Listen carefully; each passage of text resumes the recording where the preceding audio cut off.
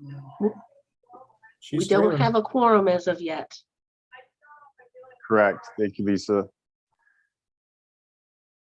All right, we will bring to order at, it is now 3:31 p.m. the May 2nd, 2022 meeting of Sustainable BC Committee. I'm Andy Humboldt, the chair. We are light on the folks here, so we do not yet have a quorum. I believe we need 6.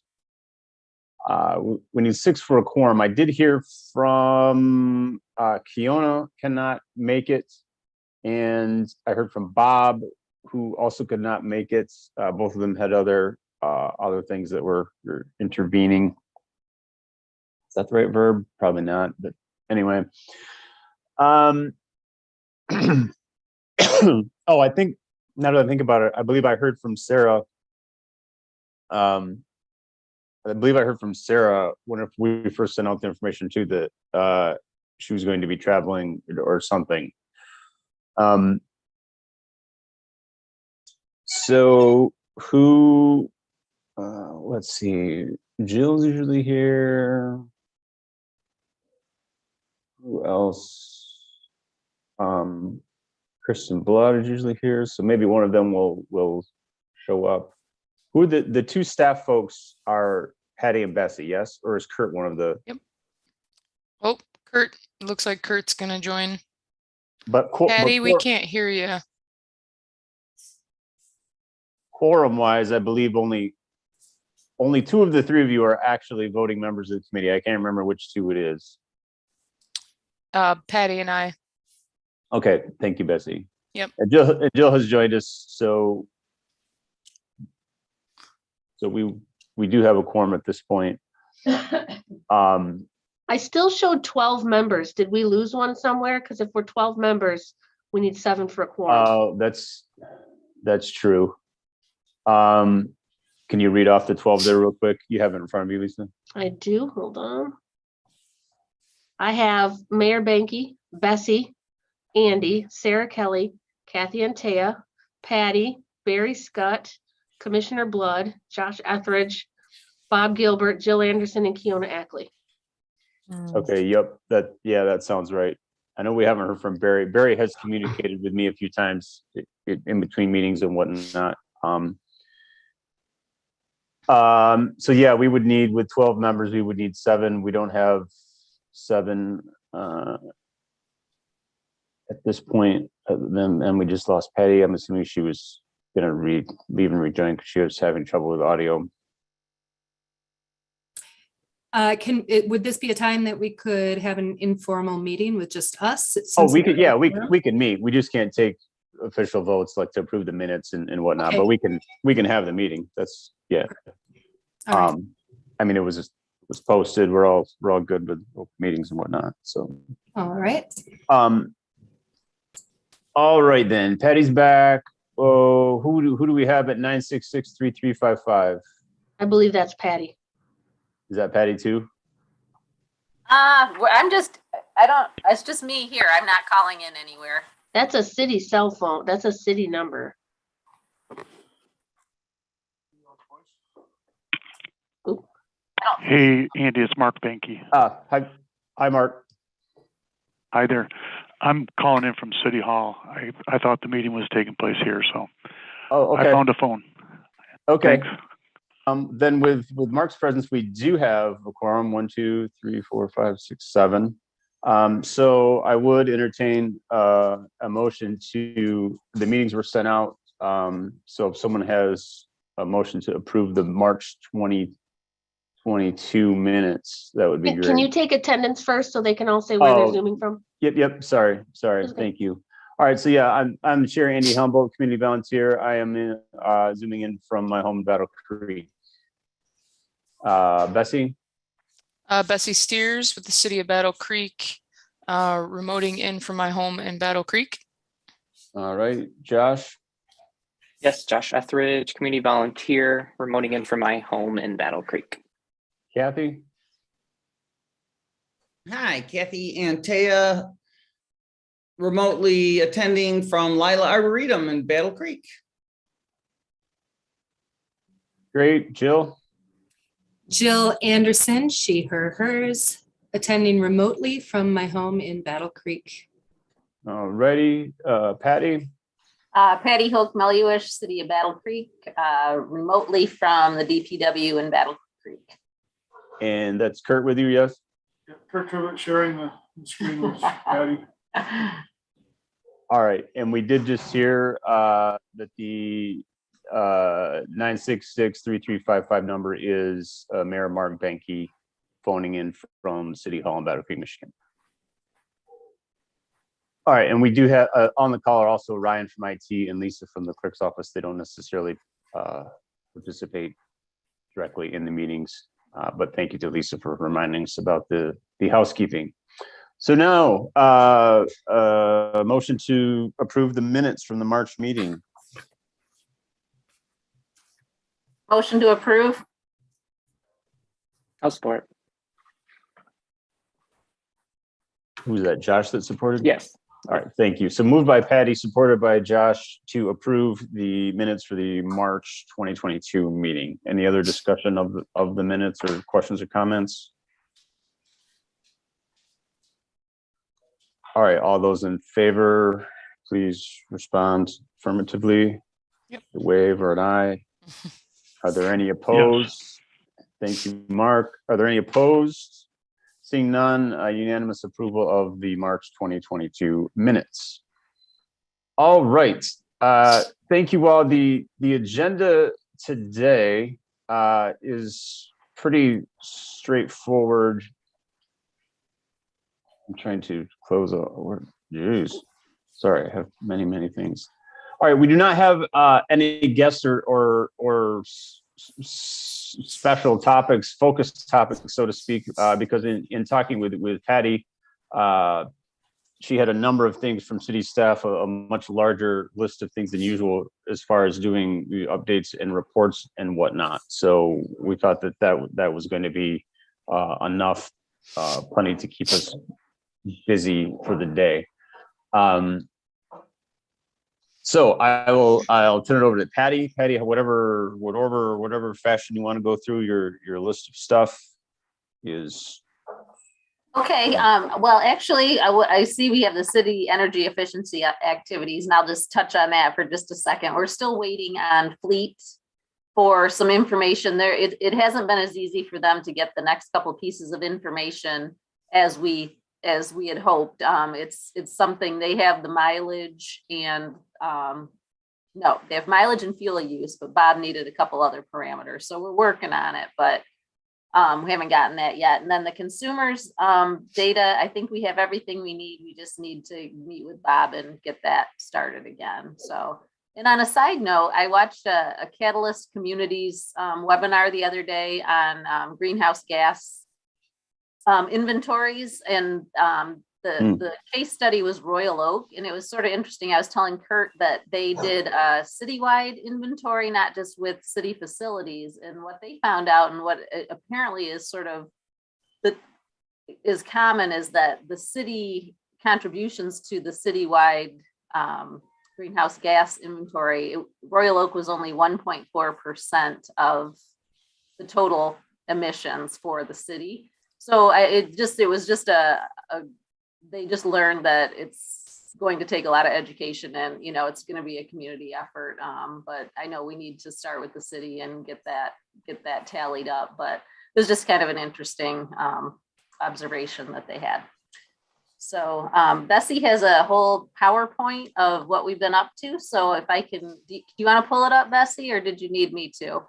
I can't. I think I might have the latest. It said that you had it open, so I don't know if you made some changes. I did make. Or not. Okay, hang on a second. My screens are being weird, so hang on. I'm gonna just move things around. I'll be right there. Okay. Okay, I gotta move somewhere. Okay, let's try this. I think I can. Okay, I'll just share the screen then here, Bessie. Okay. You can walk me through it. Okay. All right. Just to the first one here. Okay, can everyone see it? Yep. All right. All right, I'm ready. Can I, or you okay? Yeah, you got it. All right. Okay. What's happening? I just rolled out the last totes today to Dunlap Elementary.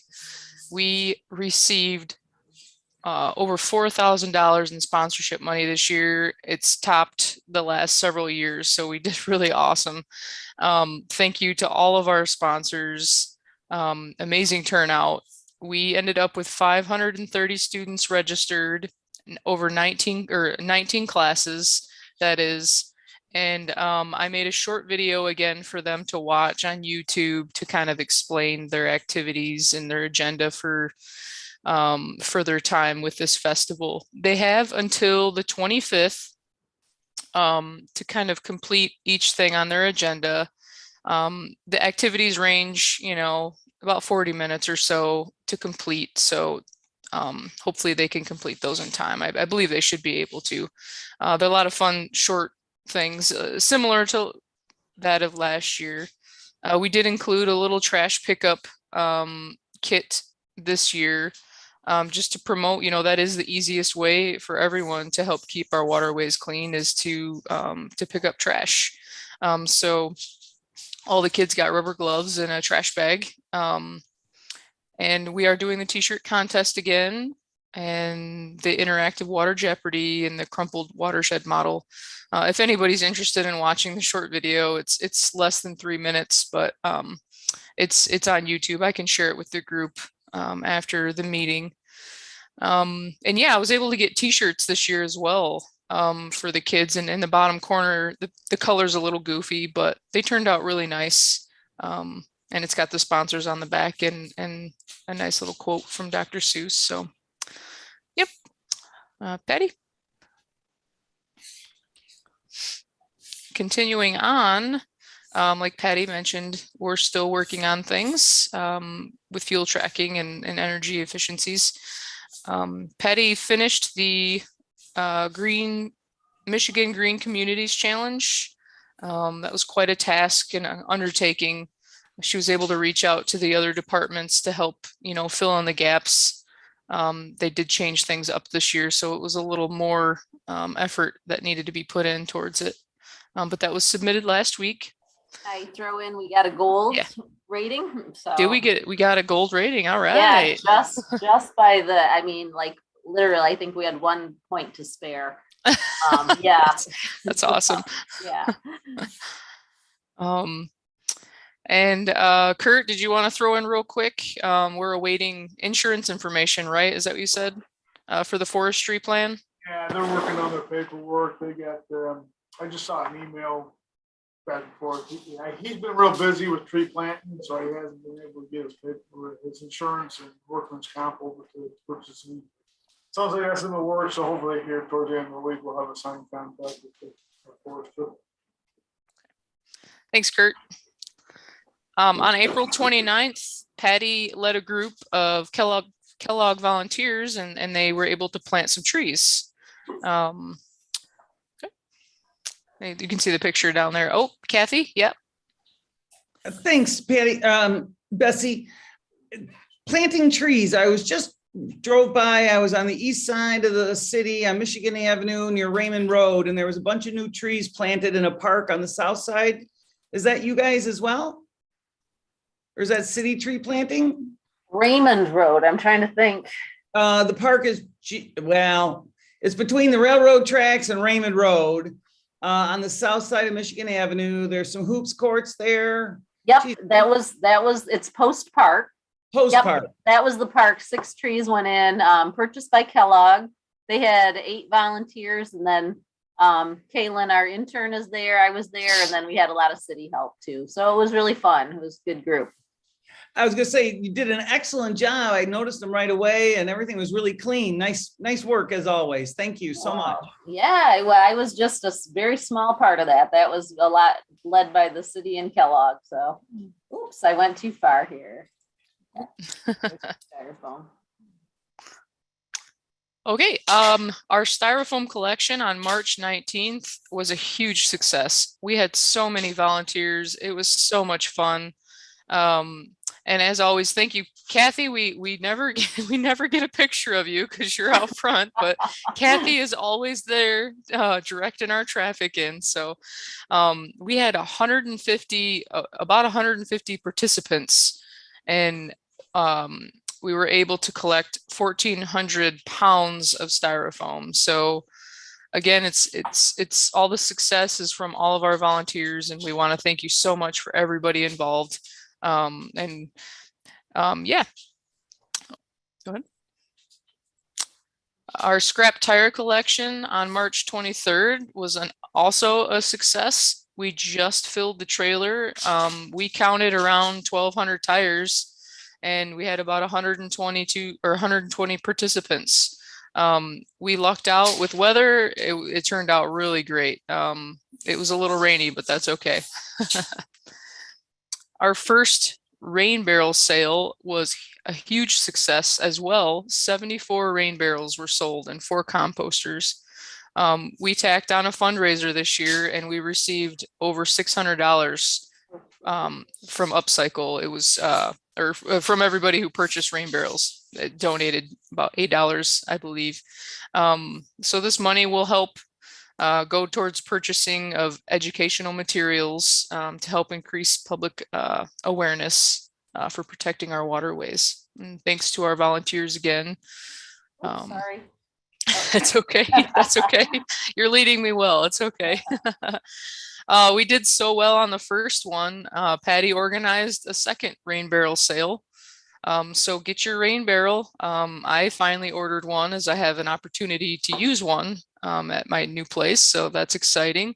And online orders are due May 17th, and pickup will be May 23rd from 3 to 6 p.m.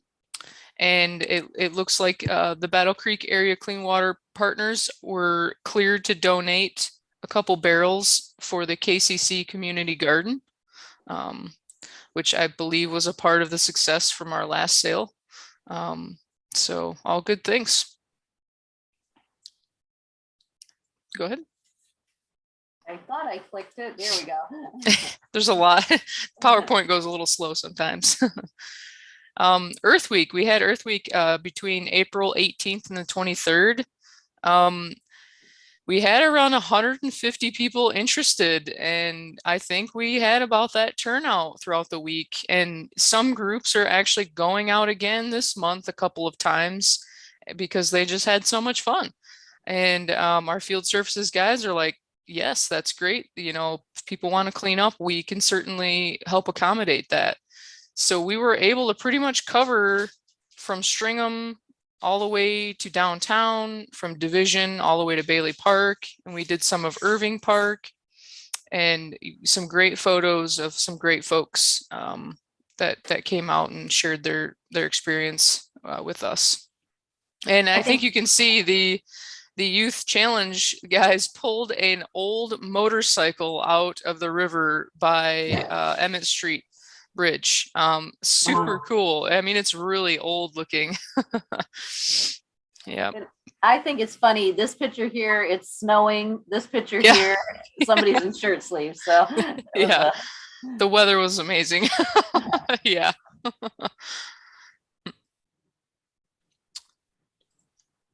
I'll try. There we go.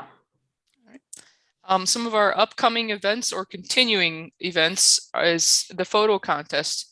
Please, please, please get the word out. We need photos. I think we only have about 13 submissions right now, and that's including both adult and youth, total 13. So we need those photos, and 4 per person, and we appreciate each season if you can. We do have a Styrofoam collection this Saturday, May 7th, 8 a.m. to 11 a.m. at DPW again. If you want to volunteer, reach out to me or Patty. We're looking pretty good, but if you want to experience it, it can be kind of fun, especially if the weather's nice. Curbside spring cleanup. The Battle Creek residents only, Republic Services does their annual cleanup. That is running between May 23rd and the 27th.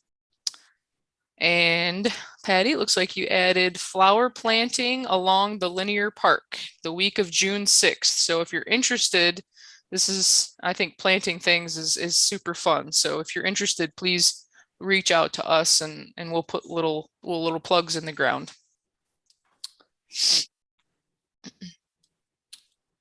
And I believe that sums up our updates, and we'll move on. We're going to take over Sarah Kelly's updates, and she's got quite a lot for us. So bear with me as I read through her information. Her April 14th appliance, scrap metal, and electronics collection seen 454 vehicles. Just amazing. And that was at Bailey Park. And I'm thinking it turned out, I think it was very, very windy. They survived the windstorm. They seen over 10,000 pounds of appliance and scrap volume. And their electronics volume was 46,000 pounds. It looks like their top item by volume is the TVs, which is over 18,000 pounds. It just is really amazing. It's a lot of TVs.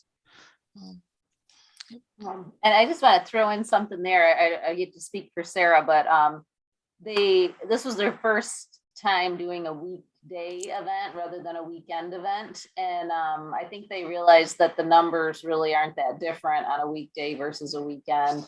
But they did kind of feel like, I was out there with them, that 5.5 hours is a really long event. So I think they might consider doing shorter events. It was a long time.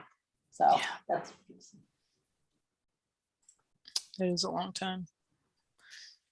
They turned around a few days later and did the household hazardous waste collection at Bailey Park again, from 2:30 to 5:30. It looks like they started early, and they did on the last one to help control the line. They were worried about stretching it too far to Emmett. They seen 175 vehicles. Their household hazardous waste volume was over 14,000 pounds. And she listed the top 5 items by volume, which is kind of interesting to see. The top one was oil-based paint at 3,734 pounds. Then follows by toxic products, oil antifreeze, propane, down to flammable liquids, which is, it's kind of interesting. Yep. She got an update on the recycling trailer, and it looks like they have it now. The Eagle Infrastructure Grant recycling trailer was used to collect cardboard and polystyrene during the April events. The material was hauled to the Marshall Recycling Center, where the cardboard was fed into our compactor, and the polystyrene was bagged and picked up by Dart Container. The earliest our truck will be built is during the month of May. The Calhoun County Parks truck hauled our trailer for our April events. Use of the trailer in our townships will begin after our truck arrives. So she says this trailer will be available for community events and has 9 compartments for recyclables. Pretty cool looking thing. It looks like a tank. I was envisioning something completely different, and I think it's kind of cool.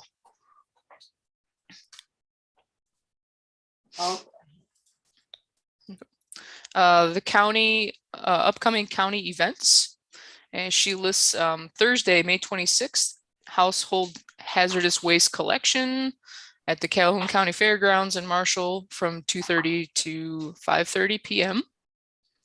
Monday, June 13th, scrap tire collection, township offices, Athens, from 12 p.m. to 5 p.m. Ooh, that's a long one. Thursday, June 30th, electronics, scrap metal, and scrap tires, Ketchum Field, Albion, from 12 to 5:30 p.m.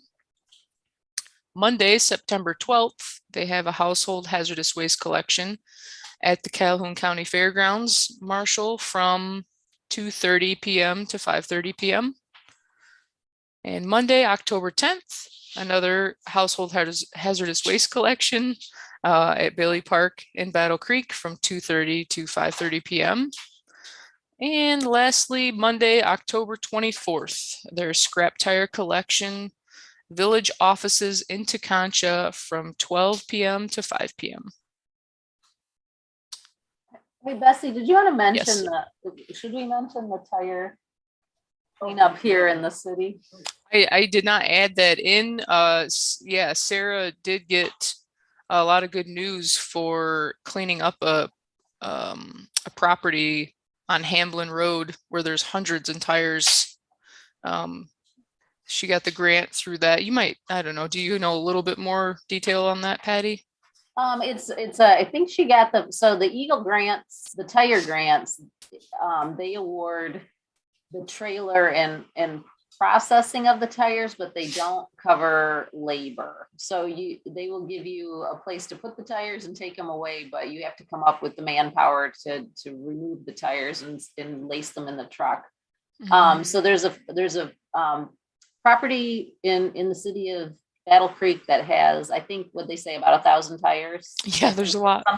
And they've been there for a long, long time. So Sarah's mobilizing a group. She got the grant for the trailer and is trying to come up with volunteers to get that property cleaned up. It's now a land bank property. So more to come. We may be looking for some manpower on that one. Yep.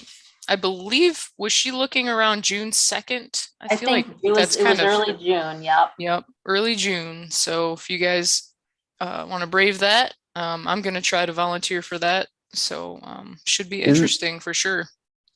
Do you guys know, is that the property that's right there by DPW? Like, yeah, just right there by the corner of Hamlin and Kendall? Kurt said it's down the road a little ways. Yeah. But it's not far from here. No. Right. Yeah. Yeah, it's been an issue for quite a few years. Yeah. Yeah, I go by there a lot. It's like a spare tire farm. Yes. Yeah. There's all sorts of interesting things associated with the property, with some cats and things like that. So they're really working to make it safe before we get in there and pull those tires out. So yeah.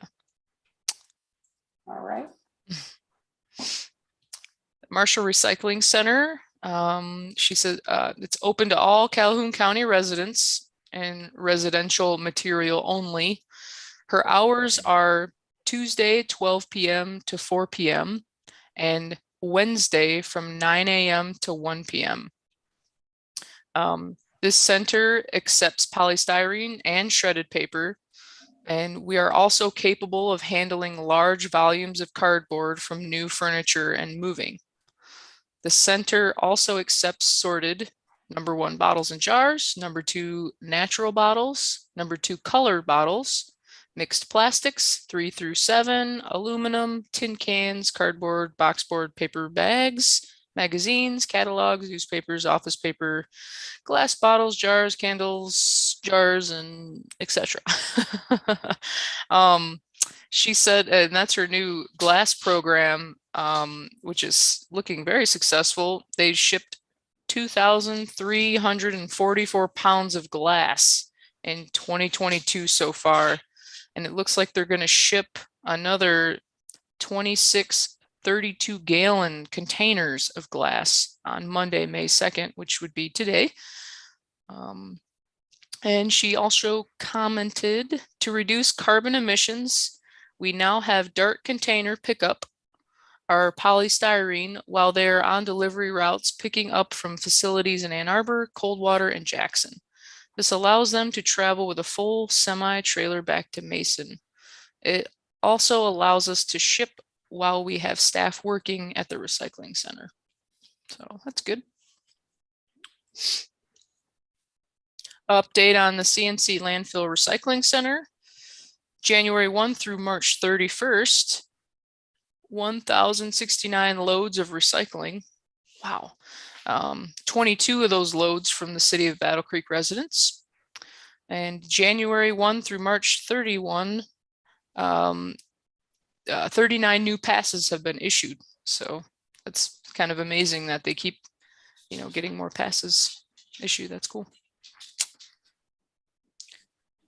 Update, let's see, Solid Waste Management Planning Advisory Committee openings. Looks like there's one position for the township government, one for industrial generator, one position for solid waste industry, 2 positions for the environmental interest group. Committee application is available on the Calhoun County website under online services. If anybody's interested. And lastly, for more information, visit her website. So I think that's about sums it up. Man, Sarah, county's crushing it. Jeez. Yeah. You guys feel like, do you guys feel Yeah. like you need to step up a little bit? I mean, yeah, you had some volunteers out in the snow, but well, that was pretty good too. I think that her solid waste, the county's solid waste, this environmental interest group slots. I'm assuming you guys, no one here probably knows the answer. I'm assuming that's anyone representing loosely any environmentally based I'm curious as to what that means. Like if someone from this committee also wanted to serve on that committee, would just the being a member of this committee make them fit for service on that committee under that environmental whatever that was category? That's that's probably.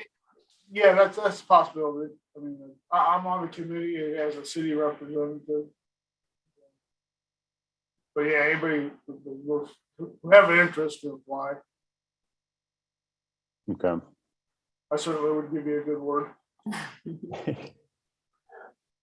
All right. So that was a lot of stuff. Questions, comments about any of that from committee members?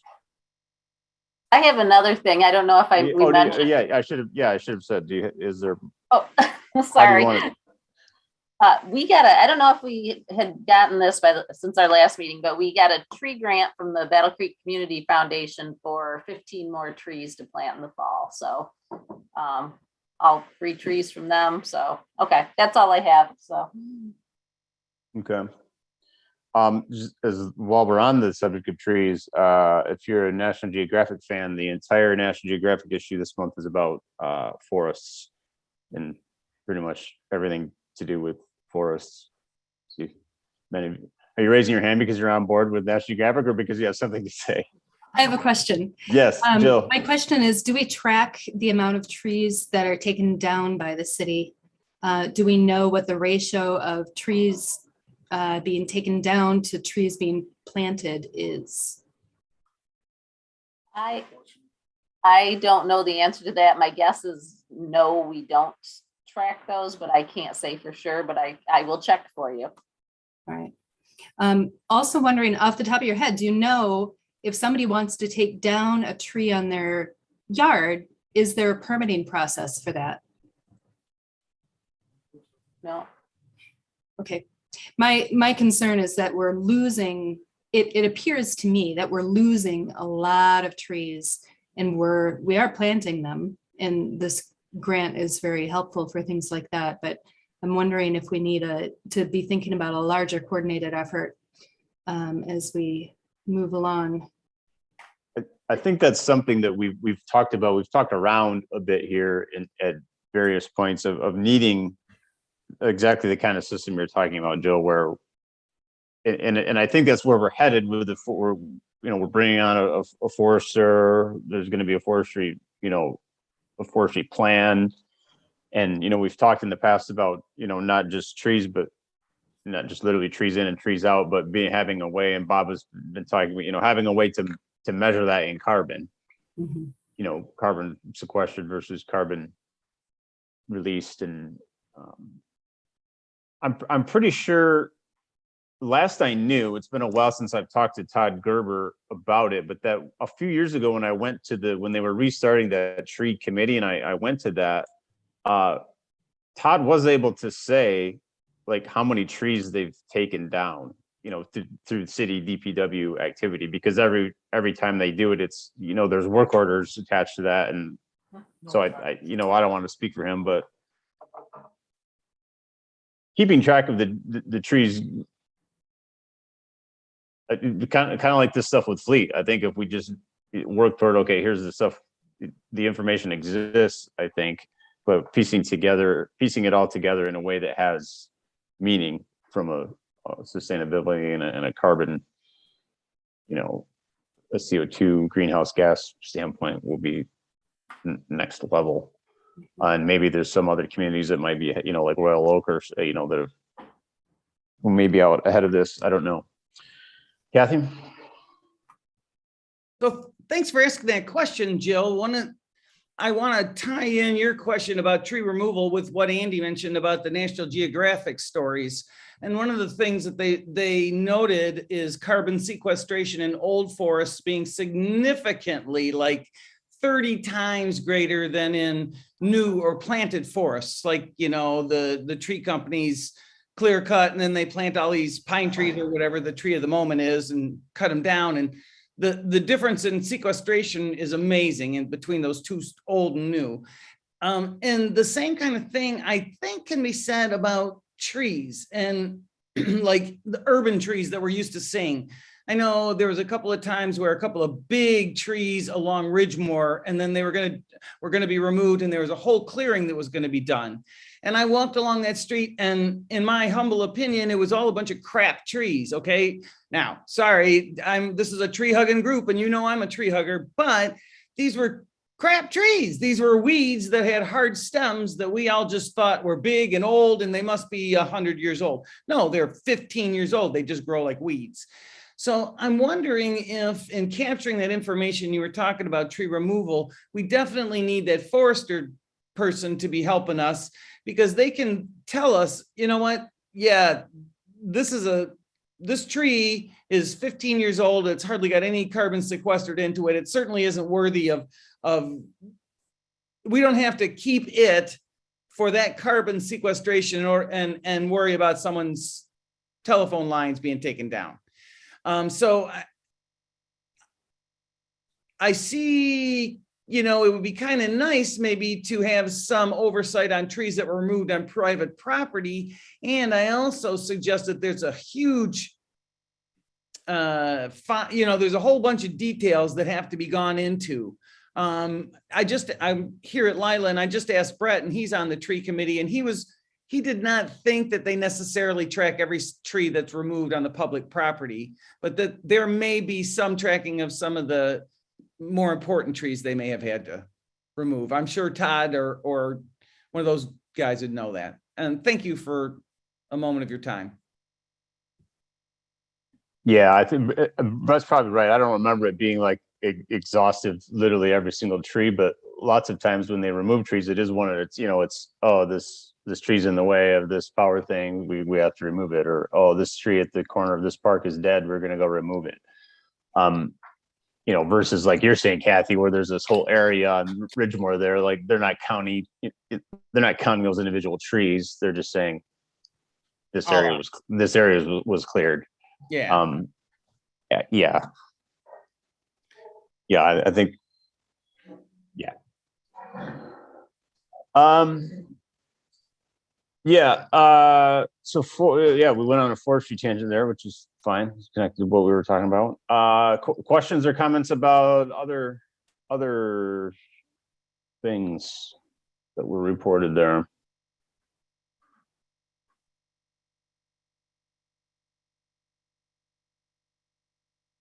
Kathy? Yep. Yeah, go ahead, Kathy. Sorry, I was waiting to see if anybody else had questions. Yeah, thank you. Yeah. Yep. And Patty, I showed up at that recycling event over at Bailey Park, and it was wonderful as far as you could just drive right up and drop your stuff off. And you had suggested that earlier in the day there hadn't been massive lines. I totally get the idea that 5 hours is a long time. And as your chief gatekeeper and parking ticker in a lot of these events, one of the things that people lament to me quite pretty much 1 out of every 10 cars is how much gas that they're using as they're standing in line waiting, because our events are so successful and so necessary in Battle Creek, and people will willingly do that. So, you know, gosh, can we balance this lots of time versus people not idling their cars in lines for an hour? And I certainly can't do the calculations on that. I mean, how much carbon dioxide or carbon is actually being added because we're waiting in line to recycle our items. Yikes. Mhm. So just bringing that up, that people were glad not to have to wait, not to have to idle their cars. Thank you. Yep, no, good point.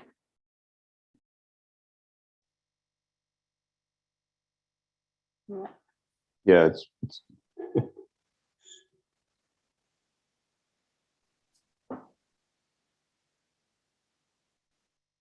Andy, this is Mark.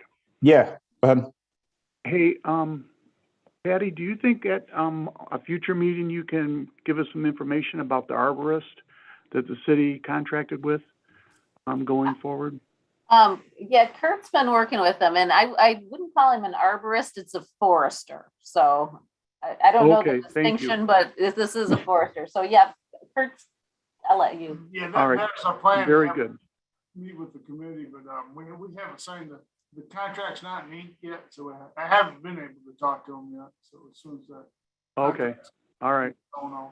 Sorry if I'm a little premature. Conversation with him and introducing him to this group. Yeah, Okay, thanks. that would be great. Yeah, good question, Mark. Hey, Jill, I have not watched, you sent that video. I started watching the other day. I watched like just the intro stuff. I need to go back to it. And I don't think I actually sent it to the whole group, which I need to do as well. Could you describe, just summarize what that was, and I'll make sure I'll send that out too. No, I can't because I didn't watch it through all the way either. So, okay. Yeah. And I do have an article to send out. The governor just released the plan for the state. I'm not exactly sure what it's called. The Michigan Healthy Climate Plan. So I'd like everybody to read through that as well when you're watching your video. Yeah, that'd be great. Yeah, it was about plastic waste. Like an hour-long conversation about plastic and plastic waste and what to do and all that. I'll send. So yeah, if you want to send me that, and then I'll forward that. I'll forward that in the plastic conversation, because it was like the state, either the Eagle folks or the DNR or somebody. Actually, I guess I can summarize some of it. What they're saying is that, you know, of course, the Great Lakes hold an incredible amount of fresh water. And as people living in Michigan, sometimes we think we don't realize how much fresh water it is for the entire world. You know, it's not just a local thing, it's a world thing. And they were saying that the Great Lakes are now, especially in the southern areas of the Great Lakes, in Erie and Michigan, especially in the lower portions, they are as polluted as the areas, the Great Pacific patch they're as bad as the oceans right now. But we do have a lot of control locally that we can take, and we can start locally by keeping litter, like they were saying, Patty and Bessie were saying, keeping litter out of our local waterways keeps it out of the Great Lakes. Of course, there's a lot of policy that goes into this. And we saw it even locally cleaning up at Irving Park, the lake over there. I could not believe how much plastic was in it, and just little micro bits, micro debitage. It was really awful. So we need to be thinking about that at a local level. But I would encourage you to catch that presentation. Yeah, I was just looking at, it's actually not the state of Michigan, but the Michigan Sustainable Business Forum. Yeah. So these are business people getting together. I know Meyer was a big part of the conversation in this video, and going over what they're doing, which is cool, having a retailer at the table like that.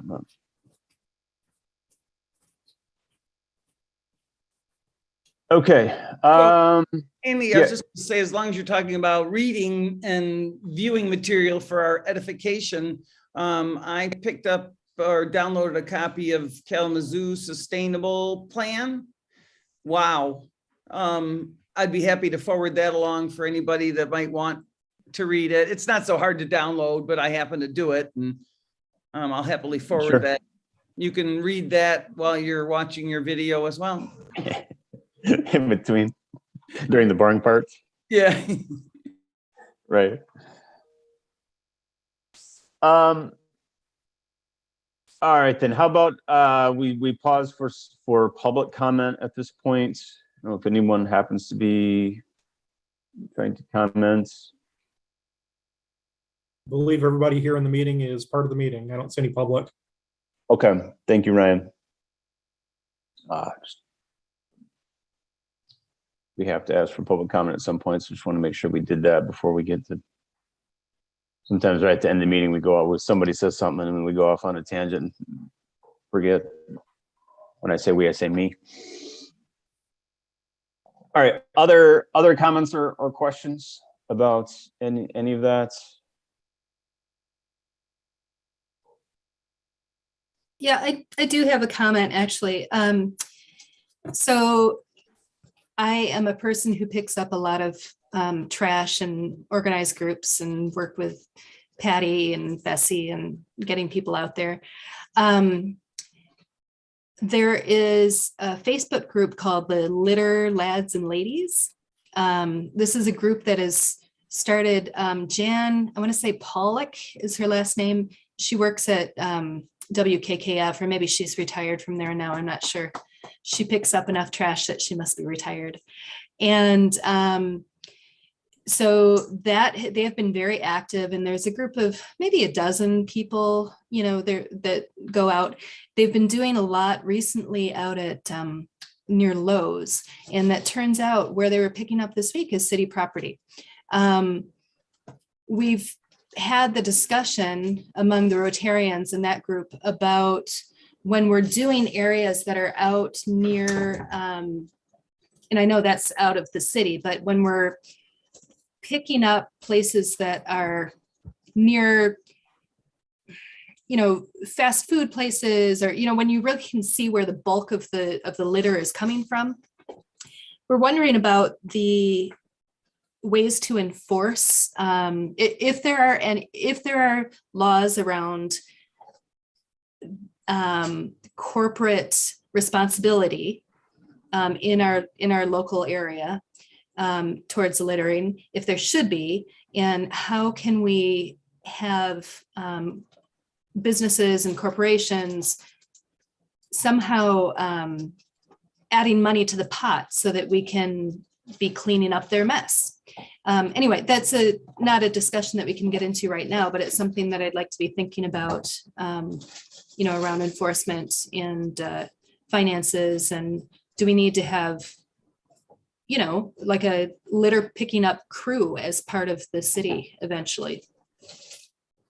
Because it's really bad. Getting worse, I think, in my opinion. Yeah, that's an interesting question. That's an interesting question. I'm not sure where to begin because it's so multifaceted. But you're right. I can think of a spot right over here by me on Emmett where there's a Dollar General near the corner of Emmett and Capitol. But there's the Dollar General, and then there's the parking lot for Dollar General. And then there's a side street, and then on that side street there isn't really anybody live there, or it's like a double lot or something. And then there's a fence. Anyway, so if you walk down the street, there's like Dollar General trash across the street from Dollar, which I'm sure is repeated anytime there's that kind of scenario, like you're talking about, Joe, where there's some kind of retail, heavily trafficked retail that involves disposable waste that people drop or forget about or whatever. But yeah, I'm with you in that there ought to be some kind of responsibility on the part of, shared responsibility on the part of the business who's, in theory, making money off the situation. Yeah. Yeah, if I could say, I actually Jan reached out to me. I think it was last week.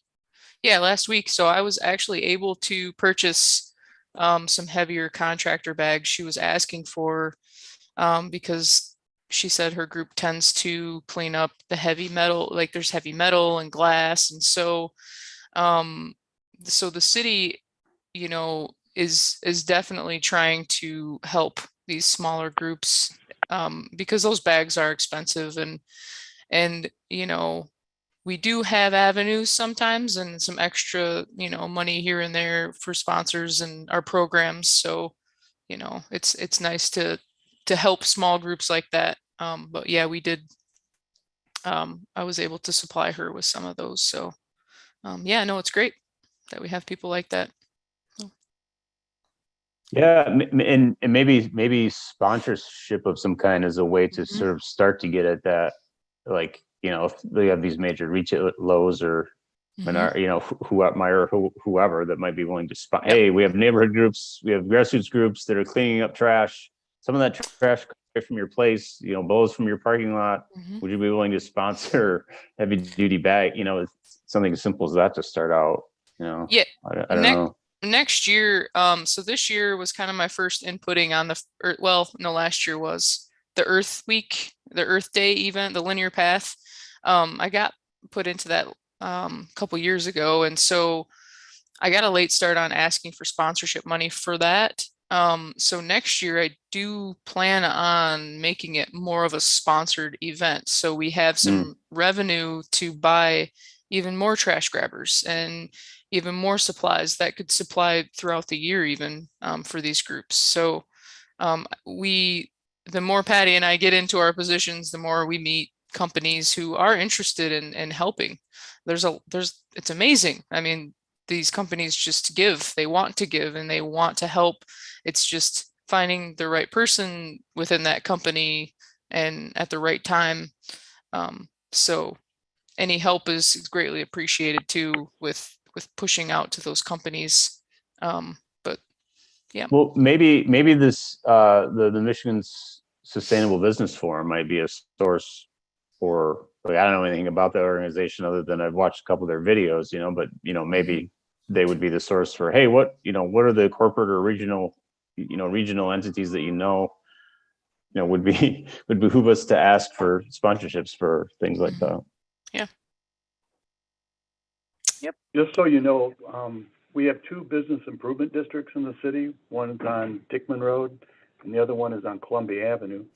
I wouldn't be opposed to speak to our city manager later this afternoon.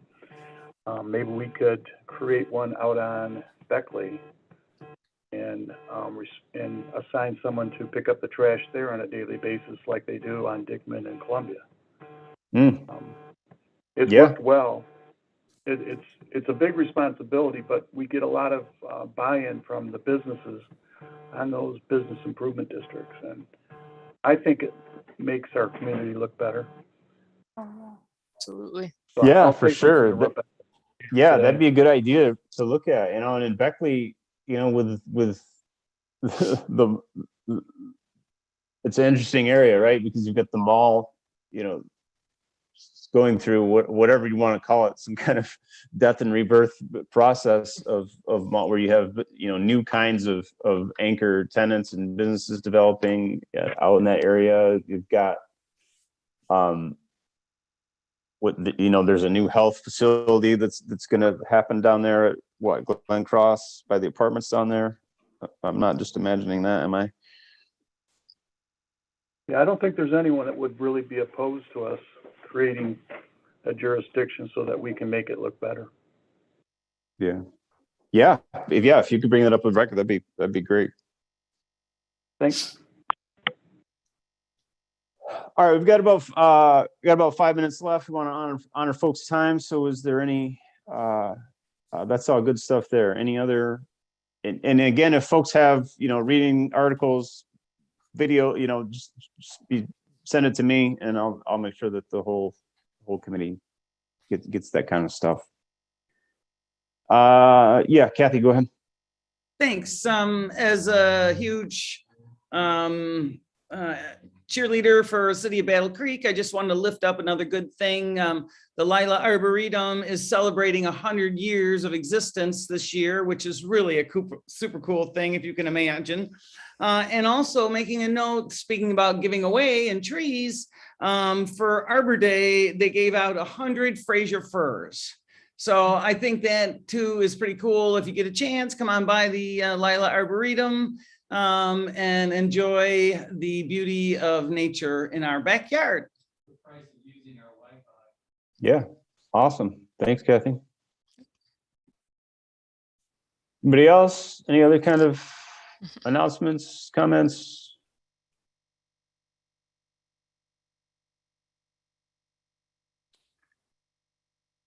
All right, then, seeing none, thank you all very much for showing up and participating. We will adjourn today at 4:20.